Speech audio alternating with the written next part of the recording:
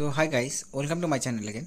তো দেখো চলে আসি নতুন একটা ভিডিও নিয়ে। তো আজকের এই ভিডিওটাতে আমরা মূলত আলোচনা করব অঙ্গনওয়াড়ি এবং আশা কর্মীদেরকে নিয়ে। ঠিক আছে, মানে অঙ্গনওয়াড়ি এবং আশা কর্মীদেরকে নিয়ে একটা লেটেস্ট আপডেট উঠে আসছে, যে আপডেটটা তোমাদের সাথে শেয়ার করব। এখানে যে বিষয়টি উঠে আসছে সেটা হচ্ছে যে বেতন বৃদ্ধি নিয়ে। তোমরা জানো অলরেডি যে পশ্চিমবঙ্গ সরকারের তরফ থেকে কিন্তু 750 টাকা এবং 500 টাকা করে বেতন বৃদ্ধি রিসেন্টলি হয়েছে। ঠিক আছে, তো এটাও দীর্ঘদিন ধরে কর্মীদের মধ্যে যে আন্দোলন তারা চালিয়ে যাচ্ছিলেন, যে বেতন এবং দাবি দাবা তারা রেখেছিলেন যে বেতন বৃদ্ধি করতে হবে। তারপর কিন্তু আমরা দেখতে পারি যে 4-5 বছরের বেশি হয়ে যাওয়ার পর তারপরে ফাইনালি কিন্তু বেতনটা বৃদ্ধি করা হয়, এবং সেখানেও কিন্তু বেতনটা যে এমন না যে অনেক টাকা বেতন বৃদ্ধি করা হয় তেমন কিছুই নয়। এই ক্ষেত্রে শুধুমাত্র 750 টাকা এবং সহায়িকাদের 500 টাকা করে বেতনটা ইনক্রিমেন্ট করা হয় পশ্চিমবঙ্গ সরকারের তরফ থেকে। তা তাও এই বিষয়টাতে এখানে বলা যেতে পারে যে হ্যাঁ, রাজ্য সরকারের তরফ থেকে করা হয়েছে, কিন্তু কেন্দ্র সরকারের তরফ থেকে কিন্তু কোনো রকম বেতন বৃদ্ধি এখনও পর্যন্ত করা হয়নি। তো সেক্ষেত্রে একটা অবশ্যই স্বাভাবিক ব্যাপার যে এটা অনেকের মধ্যে ক্ষোভ অবশ্যই রয়েছে যে অঙ্গনওয়াড়ি কর্মীদের প্রতিদিনই কাজের চাপ বেড়ে চলেছে। ঠিক আছে, নতুন নতুন তাদের স্কিম বা নতুন নতুন নিয়ম নিয়ে এসে সেখানে কাজের চাপ বাড়ানো হচ্ছে, কিন্তু বেতনের দিক দিয়ে দেখতে গেলে পরে কেন্দ্র সরকার কোনো রকমভাবে করে কোনো রকম বেতন বৃদ্ধি করছে না। তো সেই ক্ষেত্রে বেতন বৃদ্ধি নিয়ে যখন কারণ এখন যে প্রেজেন্ট টাইমসে বেতন বৃদ্ধি হলে পরে কেন্দ্র সরকার দ্বারাই কিন্তু বেতন বৃদ্ধিটা সম্ভব রয়েছে। তো কেন্দ্র সরকার কত টাকা বৃদ্ধি করতে পারে বা আদৌ করবে কি করবে না, এই বিষয় নিয়ে কিন্তু অবশ্যই ডিটেলসে আলোচনা করব। তো ভিডিওটি শেষ পর্যন্ত দেখবে এবং দেখার পর যদি তোমাদের ভিডিওটা ভালো লাগে লাইক করবে, চ্যানেল নতুন থাকে চ্যানেলটিকে সাবস্ক্রাইব করবে এরকম ভিডিও সর্বপ্রথম পাওয়ার জন্য। তো চলো সময় না করে মেন বিষয়টা ভিডিওতে আলোচনা করা যাক।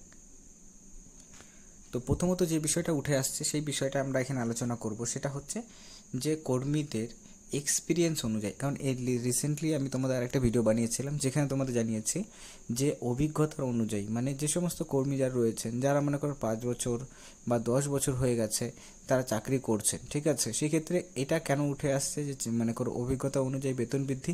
কারণ আমরা অন্যান্য ডিপার্টমেন্টে দেখি যে অন্যান্য ডিপার্টমেন্টে যে সমস্ত স্টাফ বা কর্মীরা রয়েছেন কাজ কর্মরত, তাদের কিন্তু একটা সময় গিয়ে যত তাদের অভিজ্ঞতা বাড়বে তখন কিন্তু তাদের ইনক্রিমেন্ট হয়। ঠিক আছে, মানে বেসিক্যালি এখানে বলতে গেলে যে সরাসরি তাদের প্রমোশন করানো হয়।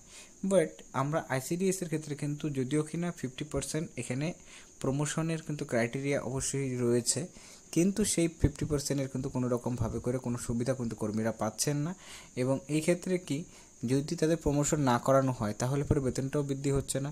তো এটা একটা ক্ষোভ রয়েছে। তো এই রিসেন্ট আপডেট কী রয়েছে, তো রিসেন্ট যে আপডেটটি রয়েছে সেই আপডেটটার মধ্যে যেটা জানা যাচ্ছে যে কর্মীদের কিন্তু এক্সপিরিয়েন্স অনুযায়ী এখানে 14 থেকে অ্যাটলিস্ট 24,000 টাকার মতন কিন্তু বেতন হতে পারে। কারণ ইনক্রিজ তোমাদের যখনই প্রমোশনটা হবে তো সেই ক্ষেত্রে কিন্তু তোমাদের অটোমেটিক্যালি কী বেতনটা বৃদ্ধি করবেই।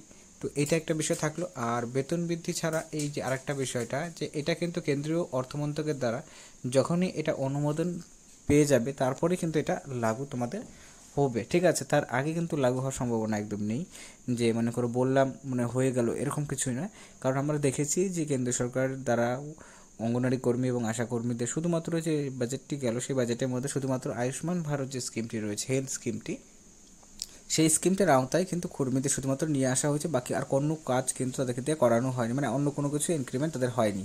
তো সেই ক্ষেত্রে এটা একটা অঙ্গনওয়াড়ি কর্মীদের মধ্যে ক্ষোভ রয়েছে। তো এটা দেখা যাক যে ইলেকশনের পর যে রেজাল্টের পর যে পলিটিক্যাল পার্টি সরকার গঠন করবে তারা অঙ্গনওয়াড়ি কর্মীদেরকে নিয়ে কী ভাবছেন এবং সেখানে তাদের বেতন বৃদ্ধি করেন কিনা। আর বেতন বৃদ্ধির সম্ভাবনা তো অবশ্যই রয়েছে, কারণ দীর্ঘ 5-6 বছর ধরে কোনো রকম বেতন